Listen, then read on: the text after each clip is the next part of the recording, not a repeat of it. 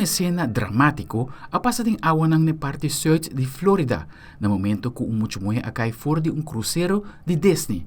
Su Tata no pensa dos viaja e bula mesora su traspa por escape. A captura e rescate riba video. Nos colega Morgan Rayner de CNN apapia kung testigo kamira tour lo que pasa.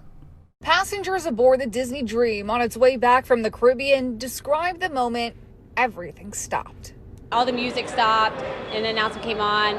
It sounded like Mr. Mop, but it might have been Mr. Mob, which stands for Man Overboard. Crew members rushed into action, throwing life vests into the ocean. He couldn't get to the life preservers because he was holding on to his daughter. Laura Amador took this video of the rescue mission. The ship was moving quickly, so quickly. It's crazy how quickly the people became little tiny dots in the sea, and then you lost sight of them.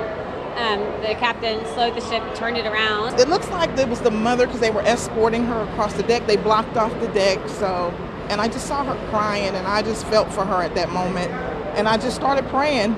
You can hear Tracy Robinson Hughes doing exactly that in this video she shot. Oh my God, thank you, Jesus. What a dad. Oh my God, that's a dad that needs to have a hero. He's a hero. Witnesses said the two were in the water for 20 minutes. I am not a swimmer. I don't know if I could do that or not. Probably not. I would drown. And praised the man for jumping in. That was a very heroic, thing that he did. My goodness. Melanie Rickman took this video. You could tell that he was really struggling. That he'd been treading water for 20 minutes, 15, 20 minutes. Disney sent a statement saying in part, the crew aboard the Disney Dream swiftly rescued 2 guests from the water. We commend our crew members for their exceptional skills and prompt actions, which ensured the safe return of both guests to the ship within minutes. And everyone was cheering on the ship, and just the amazing quick response of Disney made a big difference. E Departamento de Husticia de Merca avisa que toma medida ng fuerte contra Noord-Korea que usa trabajadores de tecnología que trabaja fuera de distancia para financiar un programa de arma. Lo que amirata que Noord-Koreano ay ayuda de varias compañías de Merca y China. E a concluir que horta mais que $1 milhão de criptomoneda por o empresário de Atlanta, Georgia Tech. Nos colegas de CNN Justin Gray tem mais detalhes riba e caso.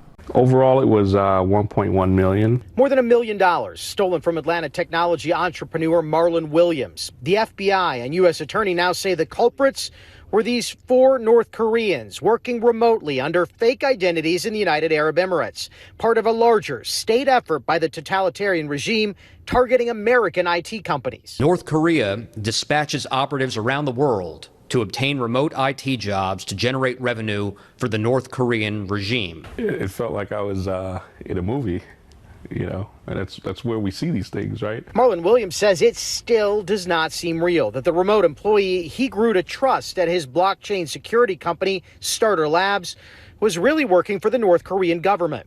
Oh man, super duper talented.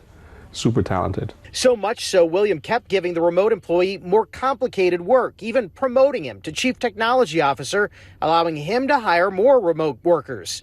The employees worked for about 2 years before striking and stealing cryptocurrency. He had the power to create malicious code that he installed. U.S. Attorney Theodore Hertzberg says traditional background checks involving looking at passports or checking LinkedIn bios are no longer enough. If companies that work in this space want to protect themselves, they would be wise to hire Americans and to thoroughly vet all potential employees and business partners. Marlon Williams says for years he was comfortable working with people he never met in person, but no more. Going back to the fundamentals of business, meeting you face to face and looking in your eye, shaking your hand, that really matters, even in these new industries that are developing. Aldric Werleman, Telenoticia.